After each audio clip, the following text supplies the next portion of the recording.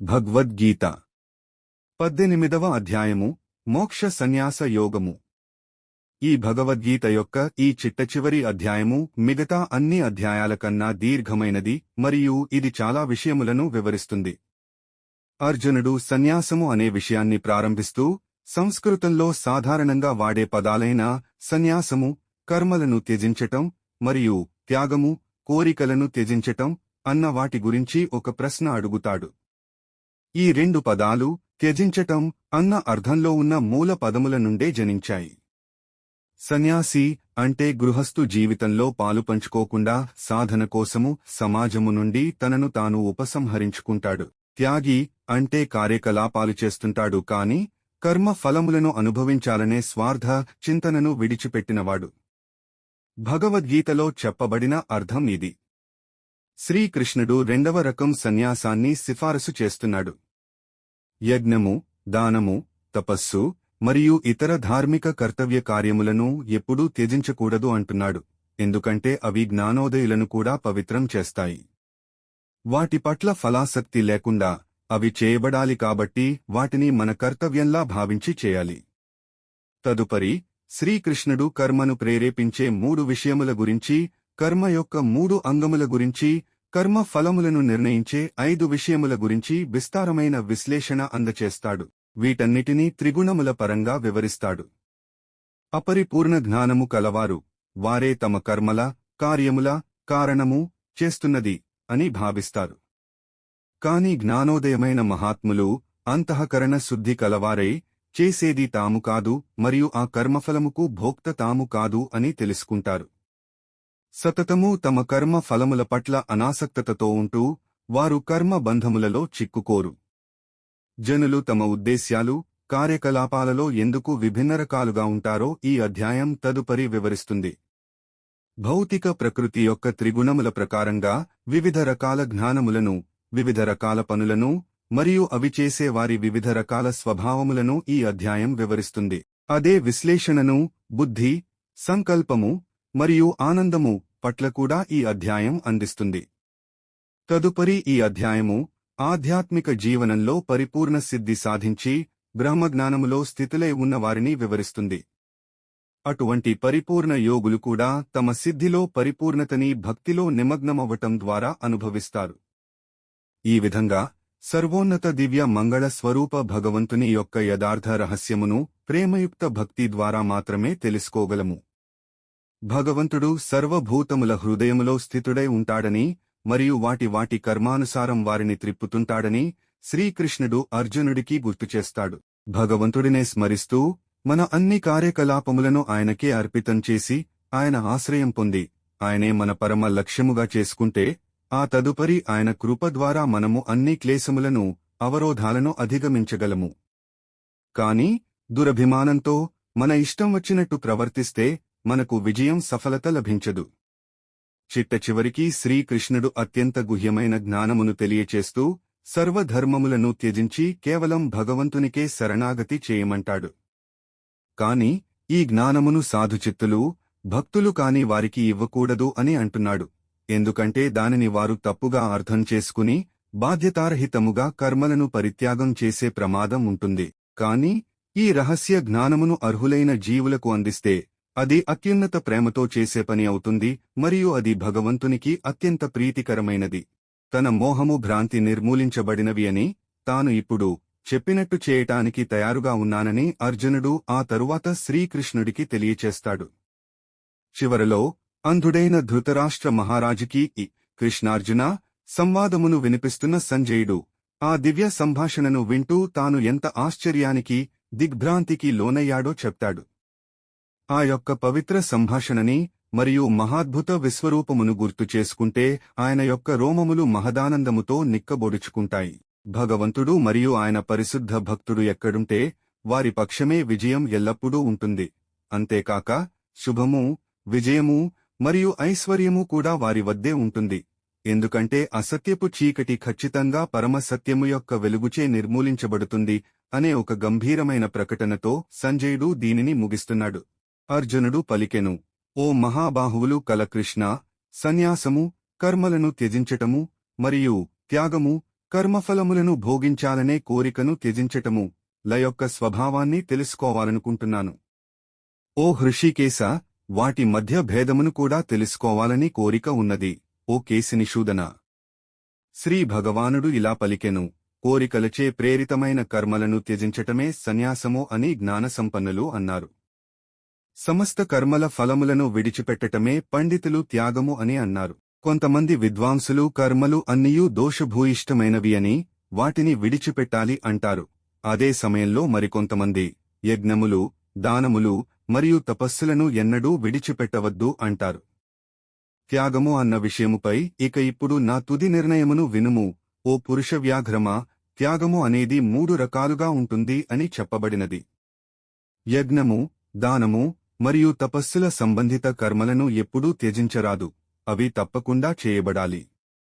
నిజానికి యజ్ఞము, దానము మరియు తపస్సు అనేవి బుద్ధిమంతులను కూడా పవిత్రం చేస్తాయి. ఫలములపై మమకారాసక్తి లేకుండా మరియు ప్రతిఫలాపేక్ష లేకుండా ఈ కార్యములు చేయబడాలి. ఇదే నా ఖచ్చితమైన మరియు సర్వోత్కృష్ట తీర్పు, ఓ అర్జున. విధింపబడిన కర్తవ్య కర్మలను ఎన్నటికీ త్యజించరాదు. ఇటువంటి అయోమయ త్యాగము తామసిక త్యాగము అని చెప్పబడును. విధిగా చేయవలసిన కర్తవ్య కర్మలను, అవి కష్టముగా ఉన్నాయని లేదా శారీరక అసౌకర్యమును కలిగిస్తున్నాయని తలచి వాటిని విడిచిపెట్టటాన్ని రజో గుణ త్యాగము అంటారు. అటువంటి త్యాగము ఎప్పటికీ క్షేమదాయకమైనది కాదు మరియు మన ఉన్నతికి దోహదపడదు. అర్జునా, కర్తవ్యమునకు అనుగుణంగా ఎప్పుడైతే కర్మలు చేయబడుతాయో మరియు ఫలాపేక్ష త్యజించబడుతుందో దానిని సత్వగుణ త్యాగము అంటారు. నచ్చని పనులు తప్పించుకోటానికి యత్నించకుండా లేదా ఇష్టమైన అనుకూలమైన పనుల కోసం ఆశించకుండా ఉండేవారు నిజమైన త్యాగులు. వారు సత్వగుణ సంపన్నులు మరియు వారు ఎటువంటి సంశయములు లేనివారు. కర్మ స్వభావం గురించి. దేహమును కలిగున్న ఏ జీవికి కూడా కర్మలను పూర్తిగా త్యజించటం శక్యము కాదు. అందుకే తన కర్మ ఫలములను త్యజించినవాడే నిజమైన త్యాగి అని చెప్పబడును. స్వప్రయోజనము పట్ల ఆసక్తితో ఉండేవారికి మరణించిన పిదప కూడా సుఖము, దుఃఖము మరియు ఈ రెంటి మిశ్రమము, ఈ 3 విధములుగా కర్మ ప్రతిఫలములు ఉండును. కాని కర్మఫల త్యాగము చేసిన వారికి అటువంటి ఫలములు ఈ లోకములో కాని పరలోకములో కాని ఉండవు. ఓ అర్జునా, ఏ కార్యము చేయబడాలన్నా వాటి వెనుక ఉన్న 5 కారకముల గురించి సాంఖ్యశాస్త్రము ప్రకారం ఏమి చెప్పారో ఇప్పుడు చెప్తాను వినుము. అది కర్మ ప్రతిచర్యలను ఎలా నిరోధించాలో వివరిస్తుంది. శరీరము, కర్త, జీవాత్మ, వివిధ ఇంద్రియములు, వివిధ రకాల కృషి, దైవానుగ్రహము, ఇవే కర్మ యొక్క 5 అంగములు. శరీరము, వాక్కు లేదా మనస్సులచే ఏ కర్మ కార్యము జరిగినా, అది మంచిదైనా లేదా చెడైనా, ఈ 5 దానికి కారకములు. ఇది అర్థం కాని వారు ఆత్మయే నిజమైన కర్త అనుకుంటారు. మలిన బుద్ధితో ఉన్న అటువంటి వారు యథార్థమును గ్రహింపలేరు. కర్తృత్వ అహంకార భావమును, చేసేది నేనే అన్న భావమును విడిచిపెట్టి బుద్ధి మమకారాసక్తి రహితముగా ఉండేవారు ప్రాణులను సంహరించినా సరే వారు చంపినట్టు కాదు మరియు కర్మ బంధనములకు లోనుకారు. జ్ఞానము, జ్ఞేయము, జ్ఞాన విషయము, జ్ఞానమును ఎడింగినవాడు ఇవి 3 కర్మను ప్రేరేపించును. కర్మ యొక్క ఉపకరణం, క్రియ, కర్త, ఈ 3 కర్మ యొక్క అంగములు. జ్ఞానము, కర్మ మరియు కర్త ఇవి ప్రకృతి త్రిగుణముల పరముగా ఒక్కోటి 3 రకాలుగా ఉంటాయని సాంఖ్యశాస్త్రము పేర్కొంటున్నది. నేను ఈ వ్యత్యాసాలు నీకు ఇప్పుడు చెప్తాను వినుము. ఏ జ్ఞానము చేతనైతే సమస్త విభిన్నమైన జీవరాశులలో ఒకే అవిభక్తమైన అనస్వరమైన అస్తిత్వము ఉన్నట్టు తెలుసుకోబడుతుందో ఆ జ్ఞానము సత్వ గుణములో ఉన్నట్టు. ఏ జ్ఞానము చేతనైతే భిన్న భిన్న దేహములలో ఉన్న నానా రకాల ప్రాణులు వేర్వేరుగా ఒకదానికొకటి సంబంధము లేనట్టుగా చూడబడుతాయో ఆ జ్ఞానము రాజసికమని రజోగుణములో ఉన్న గ్రహించుము. సంపూర్ణ సృష్టి అంతా ఈ భిన్న భిన్న భాగములే అన్న విషయంలో పూర్తిగా మనిషిని తన మునకలైపోయేట్టు చేసి తర్కబద్ధముగా లేకుండా మరియు సత్య దూరముగా ఉండే జ్ఞానము తామసిక జ్ఞానము అని చెప్పబడుతుంది. ఏదైతే కర్మ శాస్త్రబద్ధముగా చేయబడినదో, రాగద్వేష రహితముగా ఉన్నదో మరియు ఫలాపేక్ష లేకుండా చేయబడినదో అది సత్వగుణములో ఉన్నట్టు అని చెప్పబడినది. స్వార్థ కోరికచే ప్రేరేపితమై అహంకారముచే చేయబడినట్టి మరియు తీవ్ర ప్రయాసతో కూడిన పని రజోగుణములో ఉన్నదని చెప్పబడును. మోహభ్రాంతి వల్ల ప్రారంభించబడి తమ యొక్క స్వశక్తి ఏమిటో తెలుసుకోకుండా మరియు పరిణామాలు, జరిగే నష్టము మరియు ఇతరులకు జరిగే హాని గురించి ఆలోచించకుండా చేసే కర్మను తామసిక కర్మ అని అంటారు. అహంకార మమకార రహితముగా ఉన్నవారు మరియు ఉత్సాహము, దృఢ సంకల్పము కలవారు, జయాపజయముల పట్ల ఉదాసీనముగా ఉన్నవారు సత్వగుణకర్తలు అని చెప్పబడ్డారు. కర్మఫలముల పట్ల ఆసక్తితో ఉంటూ దురాశగలవాడై హింసా ప్రవృత్తి కలిగి అపవిత్రతతో ఉండి మరియు హర్షశోకములచే ప్రభావితమవుతూ ఉండే కర్త రజోగుణములో ఉన్నట్టు పరిగణించబడుతాడు. క్రమశిక్షణారాహిత్యంతో ఉన్నవారు తుచ్చులు, మూర్ఖులు, ధూర్తులు, నీచులు, బద్ధకస్తులు, నిరాశతో ఉండేవారు మరియు నిర్లక్ష్యంతో కాలవిలంబన చేసే కర్తలను తమోగుణకర్తలు అంటారు. ఇక వినుము ఓ అర్జునా, ప్రకృతి త్రిగుణముల ప్రకారంగా బుద్ధి మరియు ధృతిల యందు భేదమును విస్తారముగా వివరిస్తాను. ఓ పార్థా, ఏది సరియైన పని, ఏది చెడు పని, ఏది కర్తవ్యము, ఏది కర్తవ్యము కాదు, దేనికి భయపడాలి, దేనికి భయపడనవసరం లేదు, ఏది బంధకారకము, ఏది మోక్షకారకము అని అర్థమైనప్పుడు బుద్ధి సత్వగుణములో ఉన్నది అని చెప్పబడును. ఎప్పుడైతే బుద్ధి ఏది ధర్మము ఏది అధర్మము అన్న అయోమయములో ఉంటుందో, ఏది సరియైన ప్రవర్తన ఏది తప్పుడు ప్రవర్తన అని తెలుసుకోలేకపోతుందో అప్పుడు ఆ బుద్ధి రజోగుణములో ఉన్నట్టు. ఓ పార్థా, చీకటితో ఆవృత్తమై ఉండి అధర్మమునే ధర్మము అనుకుంటూ అసత్యమును సత్యము అని భావిస్తూ ఉండే బుద్ధి తమోగుణ బుద్ధి. యోగము ద్వారా పెంపొందించుకున్న దృఢ చిత్త సంకల్పము మరియు మనస్సు, ప్రాణవాయువులు, ఇంద్రియముల యొక్క కార్యకలాపములకు ఆధారముగా ఉన్న సంకల్పాన్ని సత్వగుణ దృఢమనస్కత అంటారు. ఫలాపేక్షచే ప్రేరితమై ధర్మము, విధులు, కామము, సుఖములు మరియు అర్థము, సంపద పట్ల ఆసక్తితో ఉండే స్థిరచిత్తము రాజసిక ధృతి అని చెప్పబడును.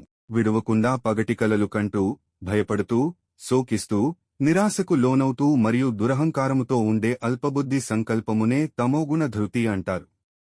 ఇక ఇప్పుడు నా నుండి వినుము, ఓ అర్జునా, దేహము యందున్న జీవాత్మ రమించే 3 విధముల సుఖముల గురించి మరియు సర్వ దుఃఖముల నుండి విముక్తి దశ చేరటం గురించి. మొదట్లో విషంలా అనిపించినా చివరికి అమృతంలా ఉండే సుఖమే సత్వగుణ సుఖము. అది ఆత్మజ్ఞానం యందే స్థితమై ఉన్న స్వచ్ఛమైన బుద్ధిచే జనిస్తుంది. ఇంద్రియములతో ఇంద్రియ వస్తువిషయముల సంపర్కము చేత కలిగిన సుఖమును రాజసిక, రజోగుణ సుఖము అని అంటారు. ఈ సుఖానందము మొదట్లో అమృతంలా ఉన్నా చివరికి విషంలా ఉంటుంది. ఏదైతే ఆనందము ఆత్మ యొక్క స్వభావాన్ని పూర్తిగా మొదలు నుండి చివర వరకు కప్పివేసి మరియు నిద్ర, సోమరితనము మరియు నిర్లక్ష్యము నుండి ఉద్భవించినదో అది తామసిక ఆనందము అని చెప్పబడును. ఈ భౌతిక జగత్తు యందు భూమిపై కాని లేదా ఊర్ధ్వ స్వర్గాది లోకాలలో కాని ఏ ఒక్క ప్రాణి కూడా ఈ ప్రకృతి త్రిగుణముల ప్రభావానికి అతీతము కాదు.